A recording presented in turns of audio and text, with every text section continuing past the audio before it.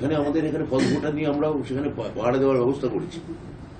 অত সহজ হবে না। এখানে হরিয়ানা মহারাষ্ট্রের মতো পালে পালে ট্রেনে করে বিহার বা গুজরাট থেকে লোক এনে ভোট দিয়ে দেবে, উত্তরপ্রদেশ থেকে ভোট দিয়ে দেওয়া হবে, এটা এত সহজ হবে না। আমার আমার আমার মনে হয় না, কেননা কোনো প্রশাসনটাই আর মুখ্যমন্ত্রীর হাতে নেই। এখানে প্রশাসন মুখ্যমন্ত্রীর হাতে নেই। মুখ্যমন্ত্রী নিজে বলছেন যে রাজ্যের প্রধান যারা আমলা এখন নতুনভাবে এই নির্বাচন কমিশনের কলমের দুটোয় এসে বসেছেন, তাদের অনেকে মুখ্যমন্ত্রীর সঙ্গে যোগাযোগ অব্দি করেন না। এটা মুখ্যমন্ত্রী আপনার রাজনৈতিক বক্তৃতা আপনারা নিশ্চয়ই পেয়েছেন এর মধ্যে। তাহলে মুখ্যমন্ত্রীর যেখানে কোনো নিয়ন্ত্রণ নেই, রাজ্যে যদি কোনো অশান্তি হয়, মুখ্যমন্ত্রী কি করে তার দায় নিতে পারেন? এই মুহূর্তে পশ্চিমবঙ্গে সব থেকে বেশি গোটা মানে সাঁজোয়া গাড়ি যে নামায়নি, এই অনেক ট্যাঙ্ক নাই যে নামিয়ে দেয়নি, এই অনেক আমাদের ভাগ্য। ED, CBI, NIA, income tax, নির্বাচন কমিশন সব এসে এখানে যুদ্ধ ঘোষণা করেছে। পশ্চিমবঙ্গে যে এখনো ট্যাঙ্ক ঘুরে বেড়াচ্ছে না, যুদ্ধের ট্যাঙ্ক, সাঁজোয়া গাড়ি, ওয়াগা বা পেট্রাপোল বর্ডারের মতো, এটা আমাদের অনেক ভাগ্য।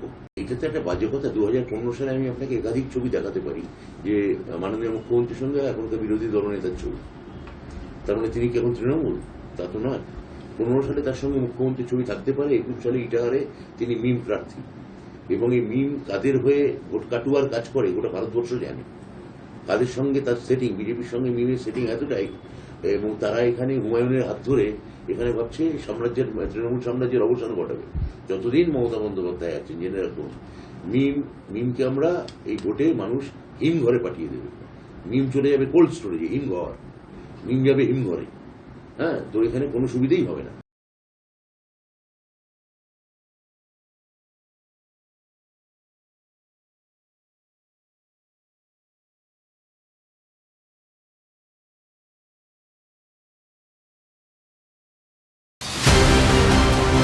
ইলেকশনের আগে মেয়েরা কি ভাবছে সেটা জানবো। আমাদের 3,000 টাকার দরকার নেই, আমাদের সম্মানের দরকার। ভোট হয়ে যাওয়ার পর আমাদেরকে আর কেউ দেখে না। ভোট তাদের মধ্যে আদৌ কি কোনো এফেক্ট ফেলে? দিদি ভাতা দিচ্ছে, এই ভাতার উপরে তো আর নির্ভর করে আমাদের সংসার চলবে না। উন্নতি বলতে এখানে কিছু নেই। কি হচ্ছে বলো তো? এক্সিবিশন টাইপের হচ্ছে, রাজ্য সরকার বলে দিচ্ছে শিল্প আসছে। পার্সোনালি আই লাইক দিদি।